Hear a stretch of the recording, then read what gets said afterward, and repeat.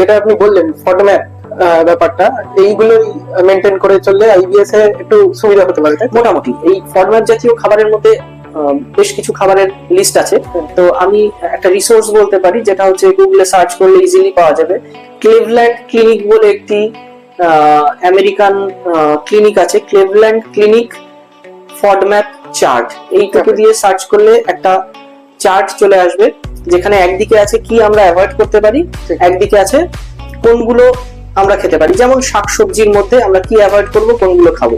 শাকসবজির মধ্যে টমেটো জাতীয় শাকসবজি, ফুলকপি, এগুলো অ্যাভয়েড করলে আইবিএস রোগীদের জন্য ভালো। তেমনি শাকসবজি, ফলমূল, প্রোটিন, ডেয়ারি প্রোডাক্ট, এরকম ভাগ করেই ওখানে দেয়া আছে, যেটা রেডি রেফারেন্স হিসেবে এখন তো সবাই আমরা ইন্টারনেট ইউজ করি, মোবাইল ইউজ করি, দেখাও যায় এবং সেটাকে কিছুটা হলেও মেনে চলা যায়।